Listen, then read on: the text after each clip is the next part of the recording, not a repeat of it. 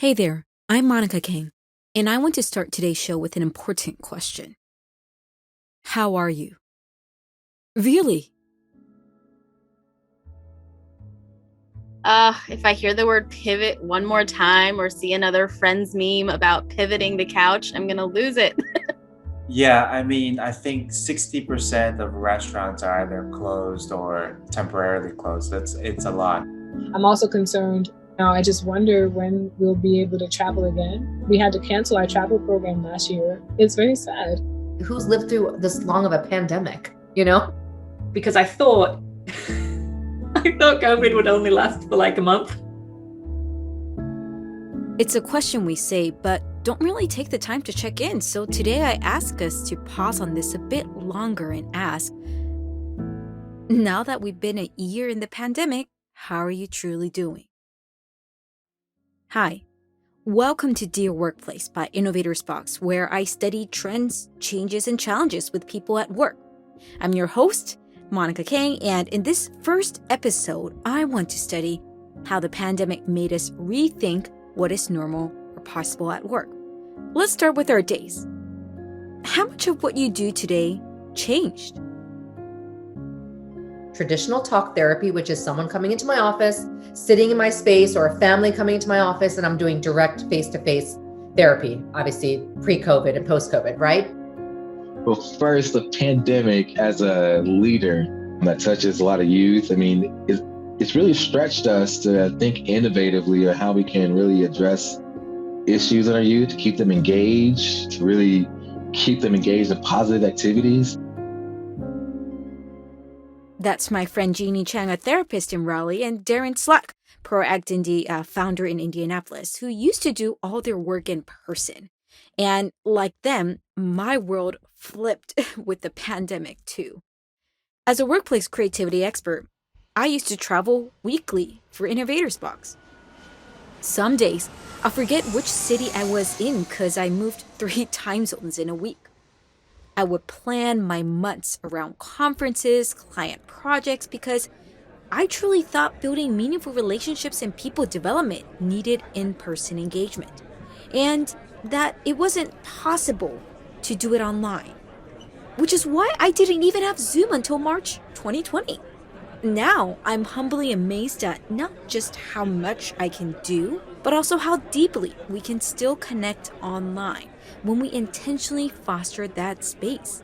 In fact, I'm now loving how I get to foster deep connections with global participants more easily and accessibly, that I can't wait to continue doing this even after vaccines become more available. And I'm not the only one. I don't really miss it. I do miss being in the room, but I don't miss having to, get up, have my suitcase with all my props and be in the room and do the setup and then be on my feet all day. I don't miss that travel thing. And I like the fact that I can do short, sharp sessions with more people or in a different environment as well. That's Jennifer Shinkai, who is an Ikigaya and diversity and inclusion coach and facilitator in Japan, who also serves a global audience and shares how this time permitted her to serve more participants easily. But I remember, it was the end of February and it was starting in Asia to ramp up a little bit, and clients cancelled everything. Wait and see. And yes, me too. I lost 90% of my projects at the beginning of the pandemic, but now that it's been a year and things are expected to be held online, I'm amazed at how much more people are willing to do meaningful workshops online than ever.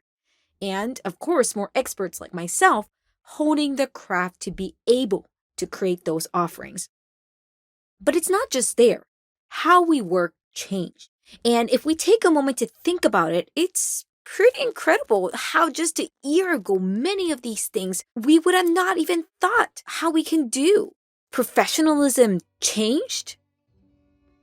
I did see a lot more grace with all of our customers and clients and whether it be suppliers, entrepreneurs, or executives in the corporation, is that people started to realize that what was happening and that it wasn't, as Liz said, a 50-50 situation, right? That there was definitely times when I had to be mommy and CEO at the same time, which isn't always so easy, but the work still got done and delivered top quality. Trying to be in a culture and create a culture and be a positive force in a culture that you want to be in.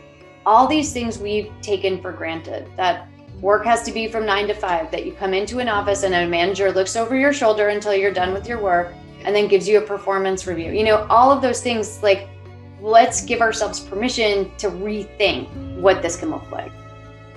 Digitization accelerated. The pandemic aspect of things, I think, and I see that it only accelerated a process. It didn't change what we were going to be. It just accelerated. In Brazil, we are seeing a high accelerated delivery business growing, and that's why we are launching a startup on this environment. And today we have a market here of delivery food that is approximately about 10 billion reais. It's a big market, it's really big, but only in 2020, it grew from 10 billion to 18 billion, almost 80% growth in 1 year, because people were obliged to stay at home.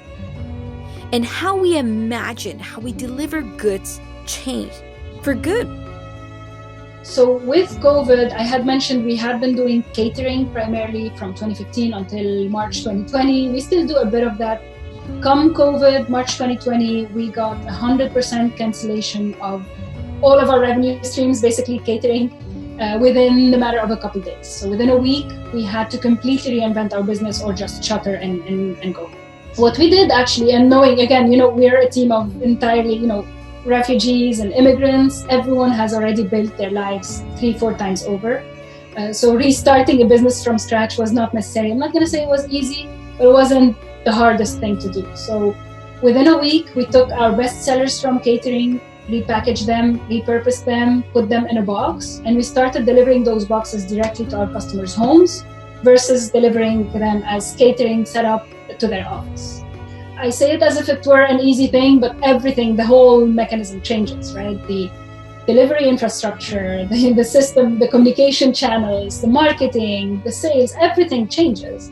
Even the way we cook, right? The process in cooking. But the team has been such an incredible, adaptable, resilient team that we made it happen. It happened in almost no time, and it's been a very successful pivot. Since then, we've actually been continually continuously growing, and that has been a successful experience on the overall. In a way, it kind of pushed us to a model that might even be better than where we were before.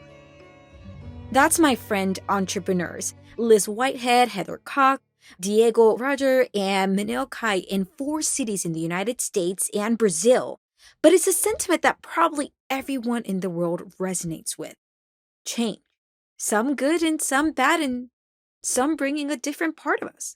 I mean, remember, just in 2017, the most talked of video was when Professor Robert E. Kelly was interrupted by her daughter during a live CNN interview about South Koreans' political upheaval. The world applauded and empathized at how he navigated an almost quote unprofessional moment. But today, it happens all the time, and it's important to us. Why do we even think it was unprofessional to recognize that we have a life outside of work? Because that's not the way we're wired. As human beings, we're wired to work collectively and to work communally, to look at each other, to smile at each other, to care about each other. And there's so much that's happening right now. I mean, everyone's like, what's wrong? I'm having all these crazy physical responses to what's happening. It's like, no. Dr. Gabor Mate has a really powerful quote where he says, we are having very normal responses to very abnormal situations. And there's been so much that we've normalized that's abnormal, even and especially in like our work culture. Like working 80 hours a week is not normal. And so when people are like, why can't I do it? Why am I having, stress? Why can't I sleep? It's because it's not normal. And I'm sorry to anyone who I'm offending out there who's like, this is normal, but maybe it's not. Just consider that as a possibility. And what does your system really need in its highest and greatest truth in your strongest alignment to thrive, to heal, to be connected, to move in like a rhythm that is yours and not what you are told you have to move at, not valuing what society culture says is important and how you should be, but what you actually want. Ivy Kwong is a therapist in Seattle, and she raises a great point here. We have built up all these notions of what is normal at work, and the pandemic has become a great opportunity for us to ask, what is normal, and why have we thought it was normal? Taking a 2-hour commute, as she said, an 80-hour work week, starting 9 to 5, and not having a flexible schedule. As challenging this past year has been, I hope that we also don't lose the chance to keep some of the good changes we are seeing. I think this has also really made us focus in an important way on our duty of care to our organization, to our staff, and to our stakeholders. We recently, for example, just signed up to something called LifeWorks, which is an online kind of wellness program for all of our staff everywhere. It's available 24/7. It has tons of resources.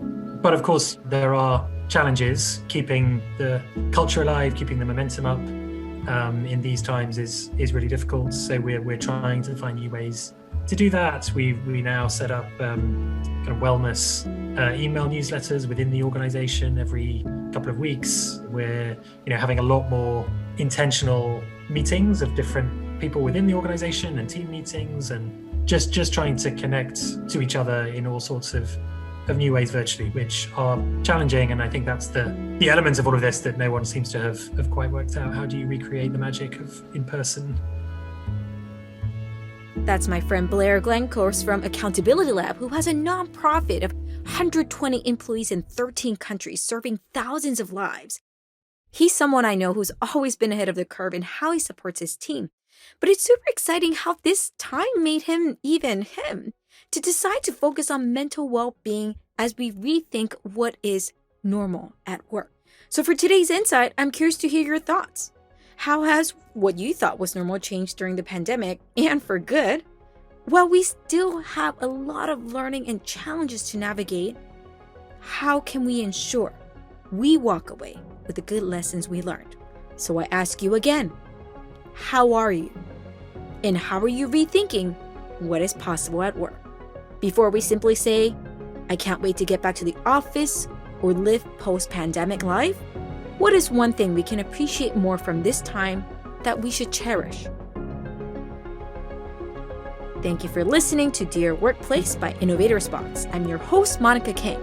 If you enjoyed today's show, I would love for you to subscribe, rate, and review on iTunes. And this is brought to you by my talented team, Sirin O, our creative producers, Sam Lement and Ravi Lad, our audio engineers, Arkriti Pandey, our web designer and her team, Monica Escobar, our graphic designer, and Luke Helder, our music composer, and Kelly Graffel, our intern. Thanks for tuning in, and we'll see you soon again. This is Monica Kang.